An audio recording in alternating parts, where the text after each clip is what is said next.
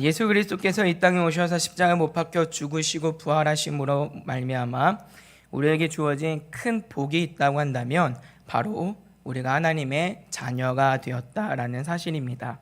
성경은 하나님의 자녀됨에 대해서 우리에게 권세라고까지 말씀하고 있는데 요한복음 1장 12절과 13절 말씀은 이렇게 말씀합니다.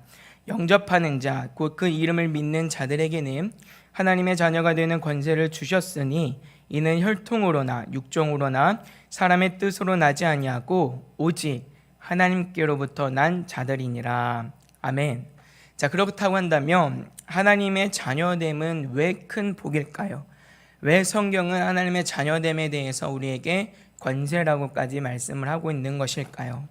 하나님의 자녀됨은 우리가 죽으면 천국에 간다, 또는 우리가 알 수 없는 먼 미래에 하나님의 때에 우리가 부활한다라고 하는 정도를 담고 있는 말씀이 아닙니다. 그 이상의 깊은 의미를 담고 있는 말씀이에요.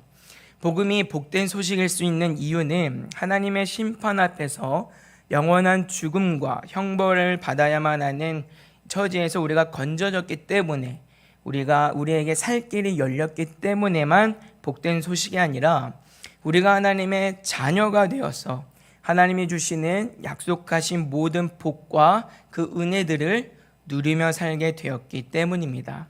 하나님께서 우리의 죄의 문제를 해결해 주시는 이유도 결국은 우리를 하나님의 자녀 삼으시기 위한 목적이라고 할 수가 있죠. 그렇다고 한다면 하나님의 자녀됨이라고 하는 것은 무엇일까요? 우리 믿음의 선배들은 웨스트민스터 신앙고백서 제12장 양자됨이라고 하는 부분에서 이렇게 정리하고 고백합니다. 하나님께서는 의롭다함을 받는 모든 사람들이 그의 독생자 예수 그리스도 안에서 그리고 그를 위하여 양자됨의 은혜에 참여하는 자들이 되는 것을 허락하신다. 이로 말미암아 그들은 하나님의 자녀의 수요에 들게 되고 자녀로서의 자유와 특권을 누리게 된다. 또한 그들 위에 하나님의 이름이 기록되게 되며 그들은 양자의 영을 받으며 담대하게 은혜의 보좌로 나아가며 아바, 아버지라 부를 수가 있으며 불쌍히 여김을 받으며 보호를 받으며 필요한 것을 공급받으며 육신의 아버지에게 징계를 받는 것처럼 징계를 받으나 그렇지만 결코 버림을 받지 않으며 구속의 날까지 인치심을 받으며 약속들을 기업으로 받는 영원한 구원의 상속자들이다. 이렇게 정리를 하고 있어요. 굉장히 좀 길어 보이고 복잡한 내용인 것 같지만 내용은 간단합니다. 일단은 우리가 이러한 자녀됨에 대해서 먼저 알아야 될 것은, 첫째로 하나님의 자녀됨이라고 하는 건 우리의 신분이 변화되었다라고 하는 거예요. 하나님의 자녀됨은 우리의 신분의 변화를 말합니다. 일반적으로 자녀 삼음, 양자됨이라고 하는 건 어떤 의미냐면 다른 사람의 자녀를 자신의 법적인 자녀로 삼는 행위를 말하는 거예요. 그러니까 재판장 앞에서 합법적인 절차를 따라 자녀로 삼음으로써 부모와 자녀의 관계를 합법적으로 맺는 일이 양자됨, 우리는 입양이라고 얘기를 하죠. 이 양자되는 일인 거예요. 따라서 우리가 하나님의 자녀가 되었다, 하나님이 우리를 자녀 삼으셨다라고 하는 건 어떤 의미냐면, 본질상 하나님과는 관계가 없던 우리가, 본질상 하나님의 자녀가 아니었던 외인이었던 우리가 하나님께로부터 합법적으로 하나님의 권속 자녀로 인정을 받았다라고 하는 의미가 여기에 담겨져 있는 겁니다. 다시 말하자면 우리의 본성적인 아비는 마귀인데 하나님께서 그 마귀로부터 그 아비의 권한을 빼앗아 오신 거예요. 그래서 우리를 빼앗으셔서 마귀가 더 이상 우리를 주장하지 못하도록, 그 권세 아래 있지 못하도록 우리를 빼앗아 하나님의 그 권위 아래, 권세 아래 옮기신 것이 하나님의 자녀됨이라고 하는 내용인 겁니다. 그래서 요한복음 8장 44절은 이렇게 말씀하고 있어요. 너희는 너희 아비 마귀에게서 났으니 너희 아비의 욕심대로 너희도 행하고자 하느니라. 그는 처음부터 살인한 자요, 진리가 그 속에 없으므로 진리에 서지 못하고 거짓을 말할 때마다 제 것으로 말하나니 이는 그가 거짓말쟁이요 거짓의 아비가 되었음이라. 에베소서 2장 3절도 이렇게 말씀합니다. 전에도 우리가 다 그 가운데서 우리의 육체의 욕심을 따라 지내며 육체와 마음에 원하는 것을 하여 다른 이들과 같이 본질상 진노의 자녀이더니. 아멘. 이처럼 우리의 본래 신분이라고 하는 건 어떤 거냐면 본성상 마귀의 자녀였다라고 하는 거예요. 그게 우리의 본래 신분이에요. 하나님으로부터는 외면당할 수밖에 없고 하나님과는 관계할 수 없는 전혀 외인인 관계가 죄인 신분된 우리의 모습이었다라고 하는 겁니다. 그러나 우리 주님께서 십자가에 못 박혀 죽으시고 부활하심으로 말미암아 우리는 전혀 기대할 수도 없었고 생각할 수도 없었던 하나님의 나라의 그 백성, 믿음의 한 가족으로 하나님의 자녀가 되는 그 놀라운 신분과 지위를 얻게 되었다라고 하는 거예요.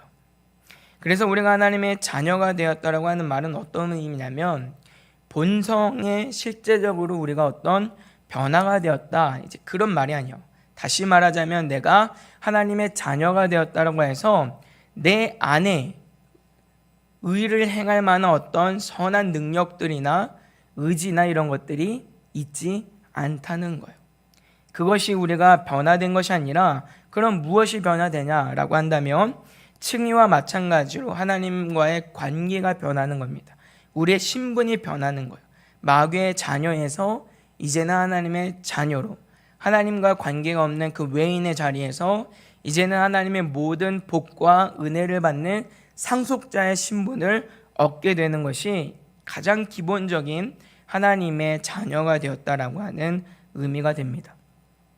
본성적으로만 보면 지금도 우리는 하나님의 그 율법 아래서, 특별히 하나님의 그 정죄함 아래서 있는 사람들이지만 하나님의 그 의롭다 하심을 통해서 모든 그러한 정죄들을 벗어버렸고, 그런 말미암아 하나님께서 우리를 자녀 삼으심으로 말미암아 우리가 더 이상 하나님과 관계가 없는 외인이 아니라 영원한 하나님 나라의 믿음의 한 가족이 되었다라고 하는 선언이에요.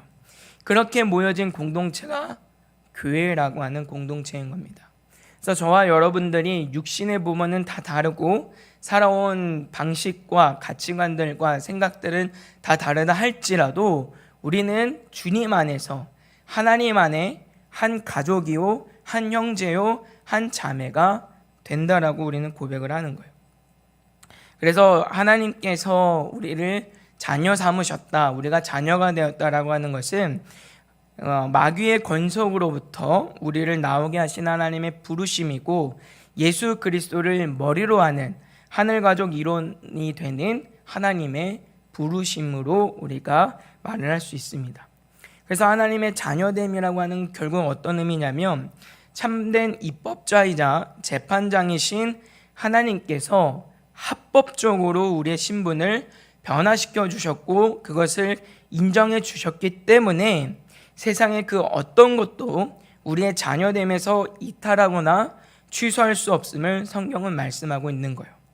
바울 사도가 그 어떤 것이라도 그리스도의 사랑에서 우리를 끊을 수 없다라고 자신 있게 선언할 수 있는 이유가 여기에 있는 겁니다. 우리가 자녀가 되었을 때 그 근거가 우리로부터 있는 것이 아니라 참된 입법자 되시고 유일한 재판장 되시는 하나님께로부터 인정받은 신분이기 때문에 그런 거예요. 하나님이 주신 신분이기 때문에 하나님이 아니고서는 누구도 하나님으로부터 이 권세와 권위를 빼앗아갈 수 있는 이들이 없다라고 하는 것이죠. 그렇기 때문에 오늘 우리가 하나님의 자녀로 살아간다고 하면서도 여전히 하나님 앞에 부끄럽고 여전히 죄된 모습들이 있고 여전히 연약한 모습들이 있다고 할지라도 내가 구원받은 이 일들에 있어서 불안해하거나 의심하지 않아도 된다는 말이에요. 바울 사도가 가졌던 이러한 확신이 오늘 살아가는 저와 여러분들의 믿음이고 확신이 될 수 있기를 주님의 이름으로 부탁을 드립니다. 자, 그러면 하나님께서 우리를 자녀 삼으셨을 때 우리의 변화된 신분이라는 것을 알았는데 그 변화된 신분이 주는 유익은 도대체 무엇이냐라고 하는 것이죠. 왜 하나님은 그러면 그 신분을 바꾸셨는가라고 하는 질문인데 이 부분이 상당히 제일 중요한 부분이에요. 두 번째로 하나님의 자녀됨이라고 하는 건 뭐냐면 하나님과 사랑의 관계를 이루는 일을 말해요. 그러니까 다시 말하면 내가 하나님의 자녀다라고 하는 건 어떤 의미냐면 내가 하나님과 서로 사랑의 교제를 나누는 관계 속에 있다라고 하는 그런 의미가 담겨져 있는 겁니다.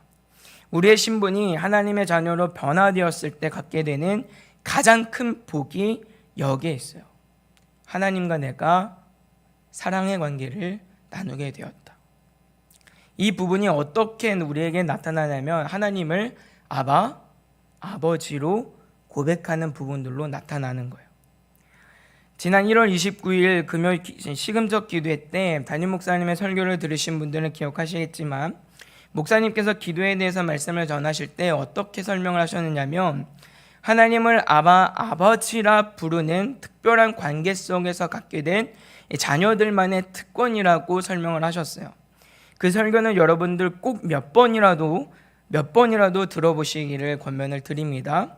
정말 너무나 중요한 내용이고 하나님을 아바, 아버지라 부르는 일이 얼마나 복된 일인지 너무나도 잘 설명이 되는 설교였기 때문에 사실 저 개인적으로는 그 설교 들으면서 무릎을 탁 치면서 야, 그래 맞지.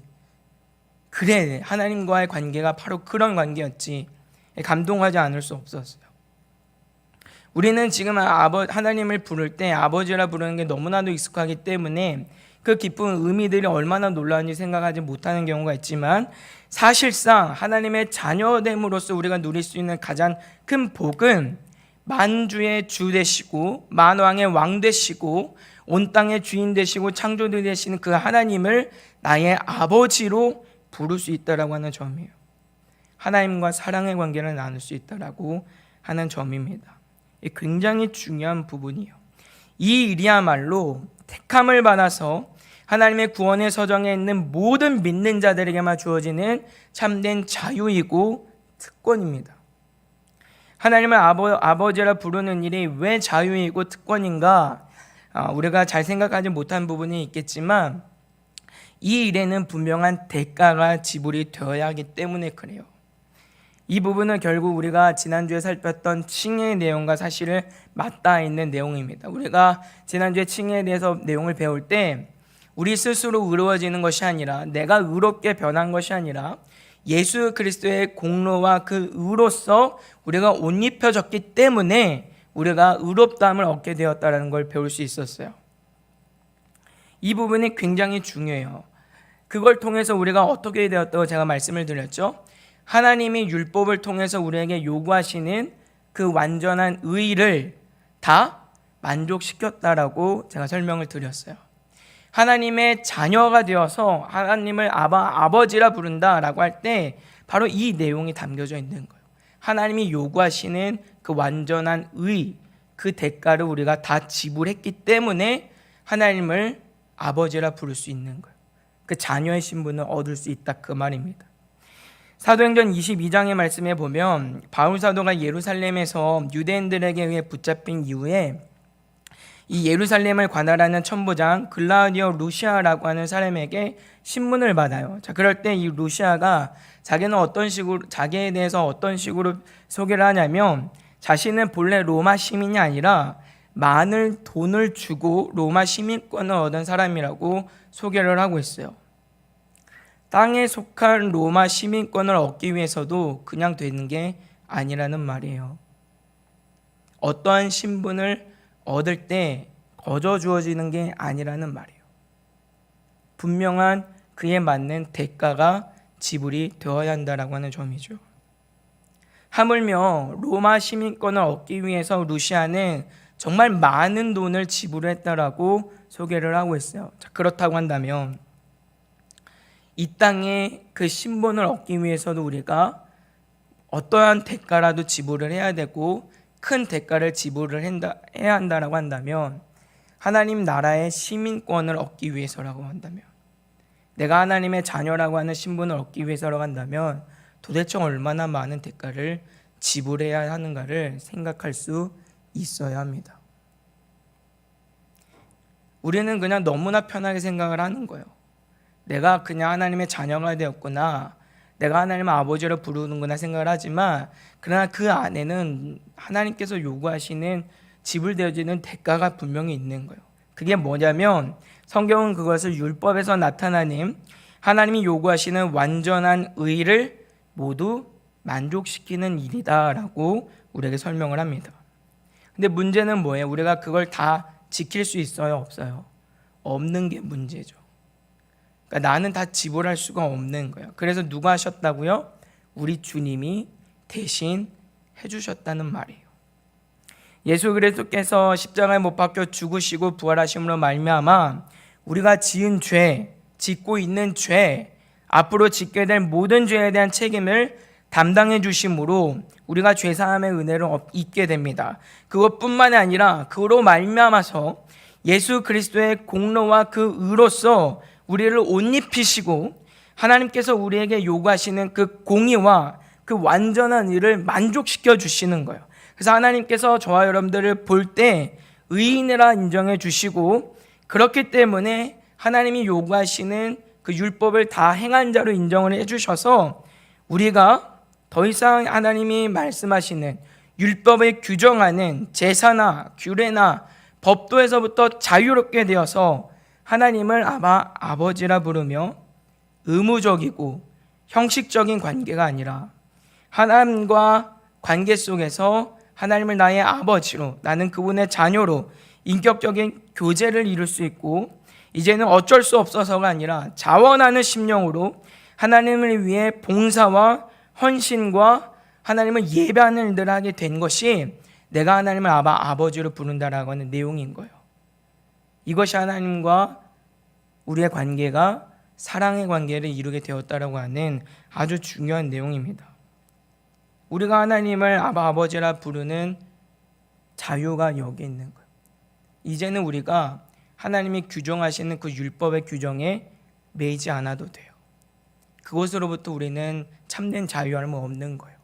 내가 그것들 하나하나 다 지키지 못한다 하더라도 이미 예수 그리스도의 그 의가 나를 의롭게 하였기 때문에 이제는 그런 형식과 의무와 책임이 없다 하더라도 얼마든지 하나님과 교제하고 소통할 수 있는 관계가 되었다라고 하는 거예요. 계산적이지 않고 의식적이지 않고 어떤 대가가 있어야만 하는 일들이 아니라 자원하는 마음에서, 아까워하지 않는 마음으로 이제는 하나님을 섬길 수 있는 관계가 되었다라고 하는 거예요. 이 변화가 하나님의 자녀가 되었다라고 하는 이 변화입니다. 그래서 오늘 본문 말씀에서도 보시면 바울 사도가 거듭거듭해서 우리에게 무엇을 강조하고 있냐면 율법의 조항으로부터 우리가 자유롭게 되었다라고 하는 것들을 강조해 주고 있는 거예요. 이제는 더 이상 우리가 하나님의 율법에 매이는 자들이 아니다. 이 부분을 강조하고 있어요. 자, 2절 말씀에 바울 사도는 그리스도 예수 안에 있는 생명의 성령의 법이 죄와 사망의 법에서 너를 해방하였다 말하면서 3절과 4절에서는 이렇게 말합니다.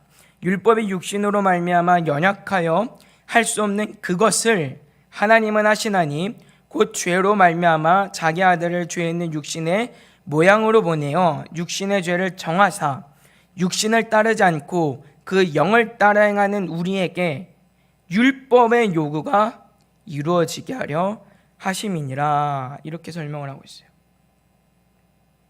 다시 말해서 우리가 하나님을 아버지라 부르는 것은 우리가 더 이상 율법 조항에 매이지 않아도 된다라고 하는 거예요. 그 조항에 묶여서 어쩔 수 없이 책임과 의무로 형식적으로 하나님과 관계를 그렇게 맺지 않는다는 거예요. 무언가를 얻기 위해서만 하나님을 찾는 게 아니라는 거예요. 내 삶에 손해가 된다 할지라도 이제는 하나님을 위해 살아간다면 기꺼운 마음으로, 즐거운 마음으로 내 삶을 드리고 시간을 드리고 물질을 드리고 내 삶을 드리게 된다라고 하는 이 변화가 하나님을 나의 아버지로 고백하는 이 자녀됨이 갖고 있는 변화라고 하는 거예요. 그것을 우리는 사랑이라고 말합니다. 하나님과 우리의 관계가 사랑의 관계가 되었다. 이 변화가 얼마나 놀라운 변화이고 급진적인 변화인지 우리는 알아야 돼요. 구약에서는요, 여러분, 누구도, 율법 아래에서는 그 누구도 하나님을 아버지라 부르지 못했어요. 그렇기 때문에 하나님의 자녀됨은 참된 자유이고 우리의 특권인 거예요. 이 부분을 잘 알 수 있는 대목이 요한복음 4장에 나옵니다. 요한복음 4장, 이 사마리아 여인과의 대화 속에서 나타나는데 우리 주님께서 참된 예배에 대해서 말씀하실 때 이렇게 설명을 하세요. 요한복음 4장 23절 말씀에 아버지께 참되게 예배하는 자들은 영과 진리로 예배할 때가 오나니 곧 이때라. 아버지께서는 자기에게 이렇게 예배하는 자들을 찾으시느니라. 이렇게 말씀합니다. 여기서 주목할 점은 지금 예수님께서 누구를 예배한다고 말씀하고 있어요? 아버지를 예배한다고 말씀하고 있어요. 하나님을 아버지로 표현을 하고 계시죠. 우리는 사실 이 말씀이 너무 익숙한 거예요. 너무 편한 거예요. 우리 모두는 이미 하나님을 아버지로 모시고 아버지로 고백하고 아버지로 예배하고 있기 때문이에요. 근데 여러분, 예수님께서 이 말씀을 하시기 전까지는 그 누구도 하나님을 아버지로서 관계하거나 아버지로서 예배하는 일이 없었어요. 자유롭게 하나님을 예배할 수 없었다는 말이에요. 하나님과의 관계 속에서 아바 아버지라 부르며 인격적 관계와 자유를 그 누구도 누리지 못했어요. 물론 하나님께서는 이스라엘 백성들에게 하나님의 말씀, 이 율법을 주셔서 하나님을 어떻게 사랑해야 하는지 가르쳐 주셨고 백성으로서 살아가는 방법을 가르치셨습니다. 근데 문제는 이런 관계 안에서는 하나님을 아버지로서 관계하지 못하는 거예요. 율법이 잘못돼서가 아니라 우리가 그 율법을 지킬 만한 능력이 안 됐기 때문이에요. 구약의 관점에서 보면 하나님의 말씀을 지켜야 복이고 지키지 않으면 형벌이에요. 다시 말하자면 구약의 제사나 모든 규례는 이스라엘 백성들이 하나님과 관계하기 위해서 필수 불가결한 내용들이에요. 그러니까 그걸 내가 행하지 않고서는 그 누구도 하나님과 관계하거나 하나님 앞으로 나아갈 수가 없어요.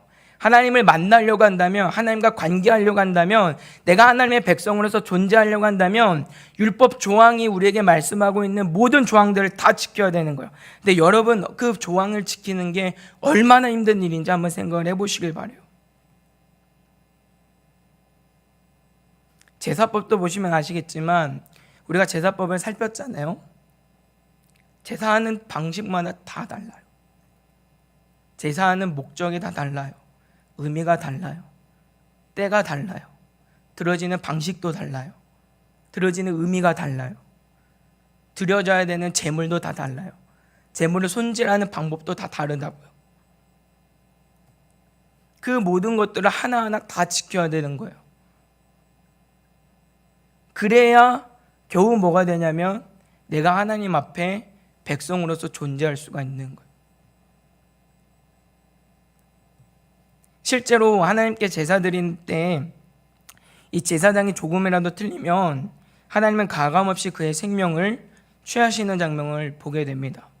그래서 제사장들이 성소에 들어갈 때 어떻게 들어가냐면 방울을 달고 들어가요.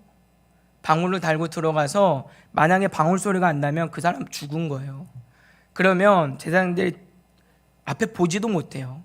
뒤로 들어가서 그 시체를 끌고 나와야 되는 방식이 구약에서 율법을 지키는 조항들이 요구하는 내용이었다고요.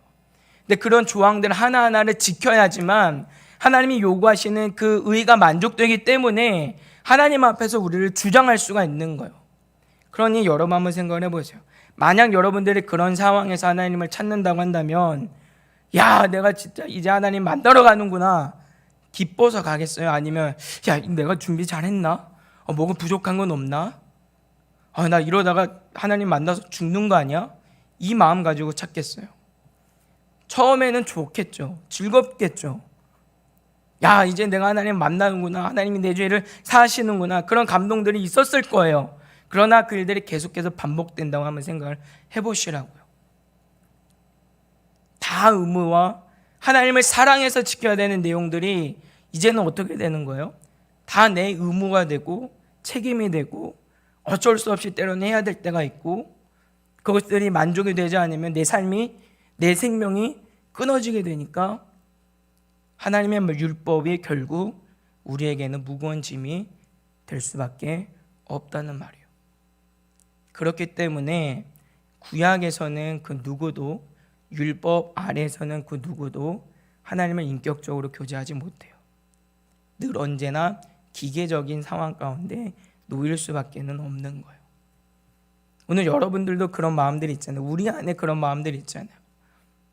하나님 앞에 조금이라도 내가 부족한 마음들이 있으면 그 죄책감이 너무 커가지고, 야, 내가 이래서 그리스도인이라 할 수 있는가? 내가 이래서 하나님 앞에 기도할 수 있을까? 과연 하나님이 나의 기도를 들으실까? 그런 염려들이 너무 많이 있잖아요.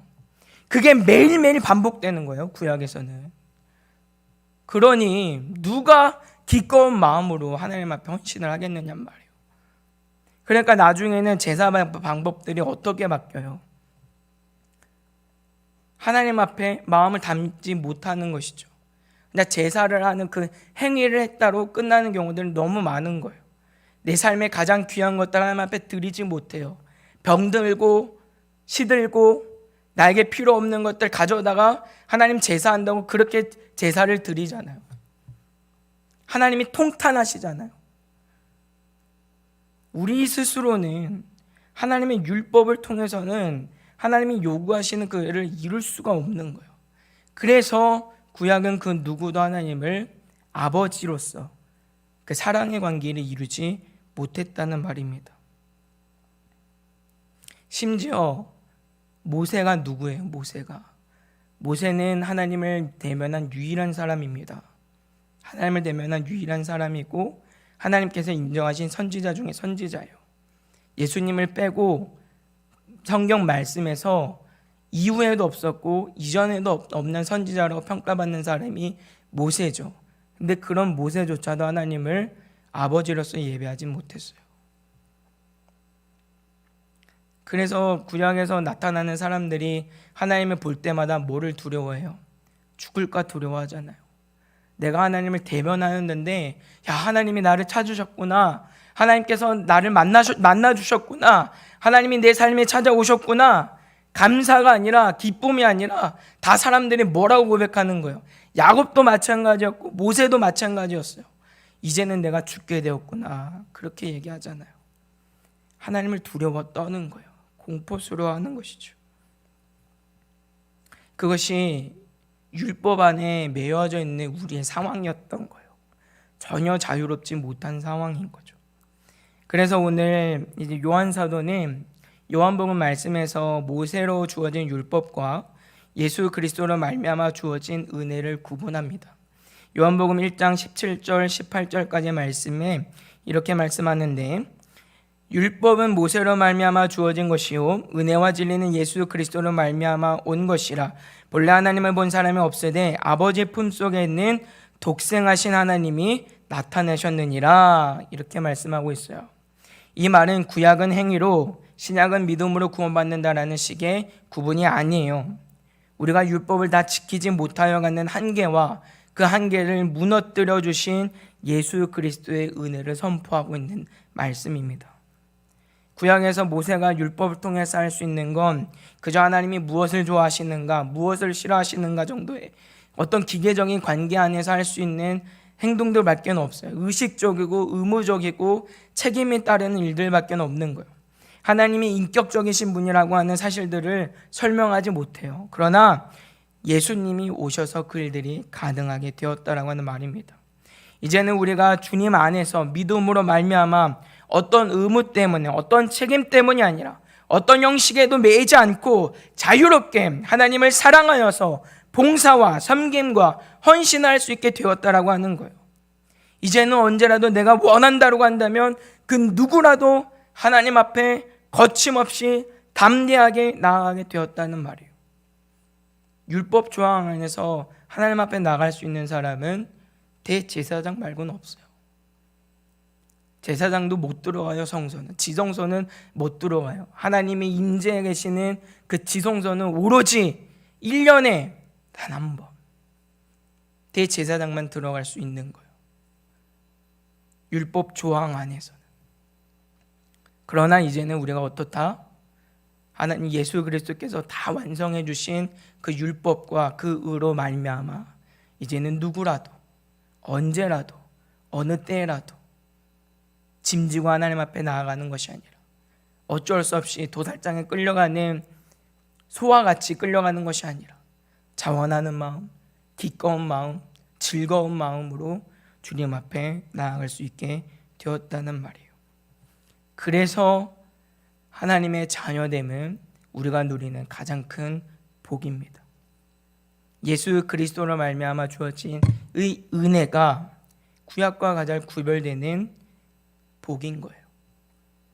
그래서 우리가 하나님 앞에 나아갈 때 번제나 소제나 속건제 같은 어떤 제사의 방식이나 어떤 절기들 또는 기타 다른 율법의 행위로 나아가는 게 아니라 오직 예수 그리스도를 믿는 믿음으로만 자유롭게 나가게 되었다라고 하는 것을 우리는 기억할 필요가 있습니다.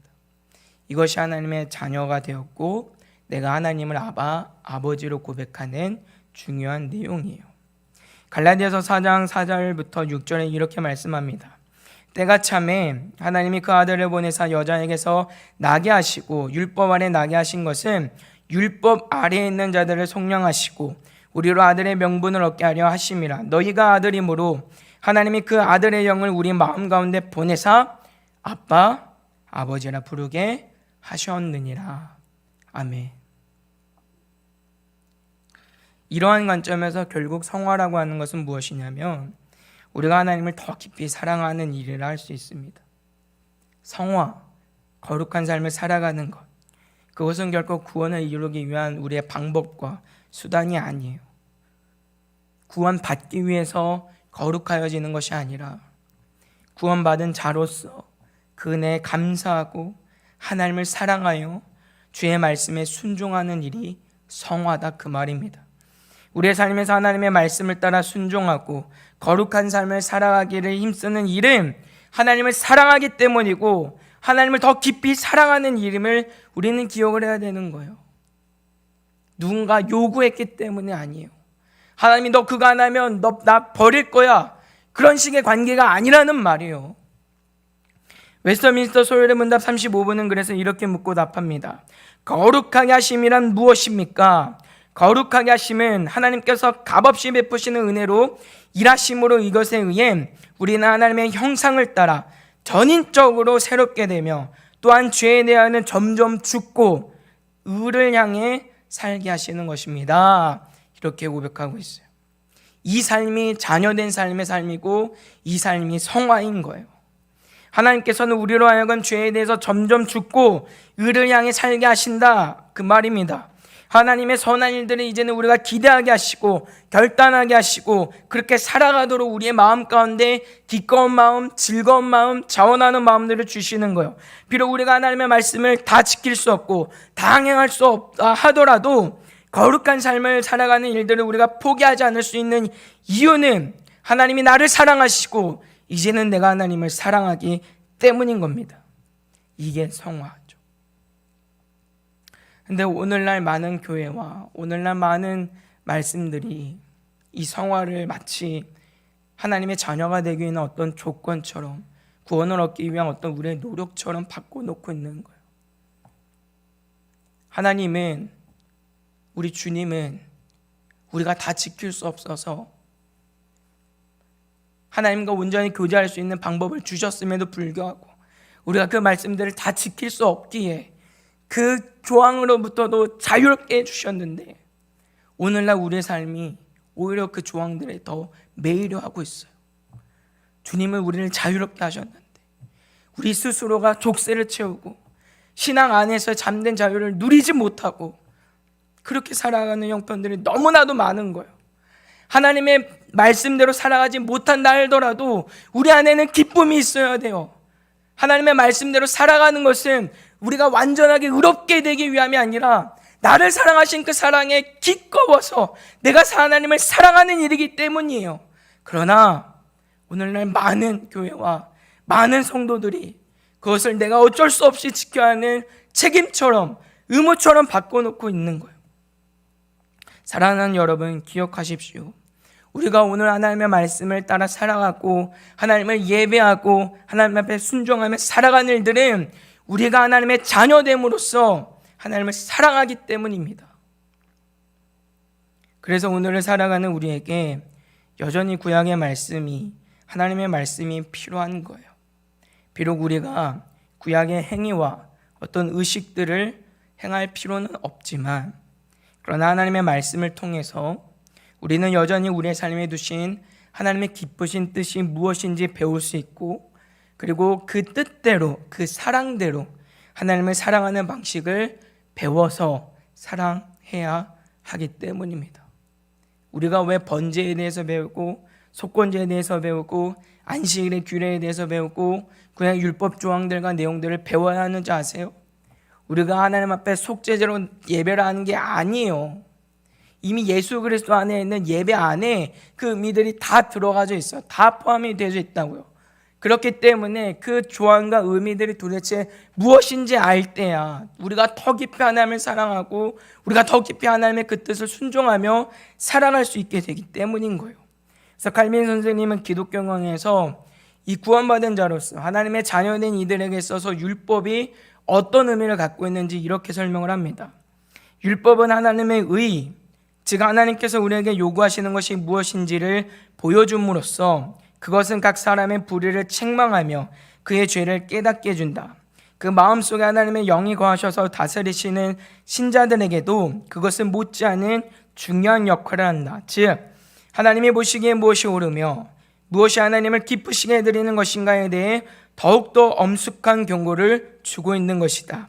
그들은 주의 뜻에 순종하기를 원할 만큼 마음이 움직인 자들이지만, 그래도 여전히 율법에 의해 유익을 얻는 것은 율법으로부터 주의 뜻이 무엇인지를 매일 더 철저히 배우게 되기 때문이다.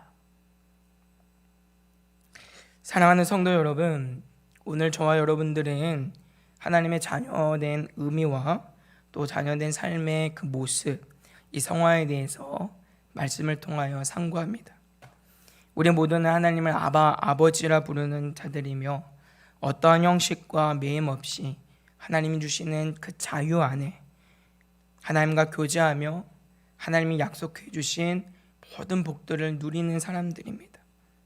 그러한 만큼 이 땅을 살아갈 때 자녀된 복과 자녀로서 마땅히 살아내야 하는 그 거룩한 삶, 성화의 열매들을 매일매일 누리며 살아갈 줄 아는 복된 저 여러분들 다 되시기를 주님의 이름으로 부탁을 드립니다. 혹시나 오늘 내 삶의 연약함과 부족함으로 인하여서 심령에 상한 이들이 있다고 한다면 오늘 이 말씀을 통하여서 주님 주시는 위로와 소망 얻는 시간 되시기를 주님의 이름으로 소망합니다. 내가 의롭기 때문이 아니에요. 내가 괜찮기 때문에 하나님의 자녀가 되는 것이 아닙니다. 하나님이 인정해 주시고 그렇게 우리가 살아가도록 또 바꿔와 주시는 거예요. 우리가 이런 말씀들을 잘 기억하셔서 주님을 더욱 사랑하고 주님을 더욱 닮아가며 주님을 위해 우리의 삶을 드리기를 기꺼이 할 수 있는 복된 저와 여러분들 다 되시기를 주님의 이름으로 부탁을 드립니다. 우리 시간 함께 기도하고 예배를 마치기를 원하는데요, 우리 시간 함께 기도하실 때 이렇게 기도하면 좋을 것 같습니다. 하나님, 오늘 내가 주의 자녀로서 살아갈 때 주님이 주시는 이 참된 자유를 누리게 해달라고, 더 이상 우리가 율법 조문에 매여서 어쩔 수 없이 의무와 책임감만으로 하나님을 섬기는 자들이 아니라 하나님이 나를 값없이 사랑해 주시고 기꺼이 사랑해 주시는 것처럼 오늘 우리의 심령이 하나님을 기꺼이 사랑하는 마음들이 되게 하여 주셔서 정말 하나님을 온전히 나의 아버지라 고백하며 살아갈 수 있는 우리의 믿음과 삶이 되게 해달라고 우리 간절한 마음을 함께 기도하며 나아가겠습니다. 함께 기도합니다. 사랑 아버지 하나님, 감사합니다. 하나님, 오늘도 우리가 귀한 말씀을 통하여서 하나님이 우리를 자녀 삼아주신 그 놀라운 의미와 그 복의 의미가 무엇인지 말씀을 통하여 상고합니다. 하나님께서 하나님을 사랑하는 그 방법들을 이미 우리에게 주셨지만 우리가 그 일들을 다 감당할 수 없기에 그 일들에 우리가 매여서 하나님과 어쩔 수 없이 의무감 때문에, 책임감 때문에, 어떤 원하고 바라는 것이 있기 때문에 하나님을 섬기기에 하나님께서는 그 허물마저도 다 무너뜨려 주시고 아무 조건 없이 우리가 기꺼운 마음으로 하나님을 찾을 수 있게 하셨고 하나님 안에 자유를 누리게 하셨습니다. 주님, 은혜로 허락하여 주셔서 우리가 이 땅을 살아갈 때 이 자녀된 복과 은혜로 온전히 누리며 살아갈 수 있는 자들이 되게 하여 주시옵소서.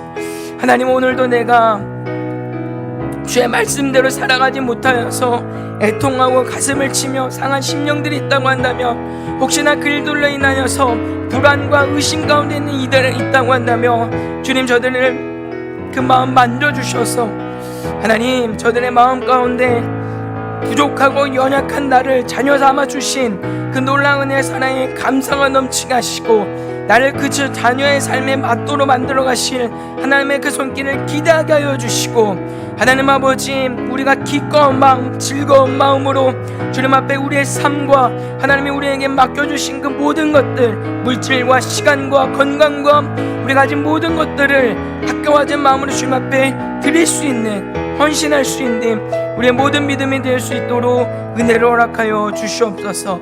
특히 하나님, 교회를 섬김에 애쓰고 수고함에 하나님, 때로는 지칠 때가 있고 고날 때가 있습니다.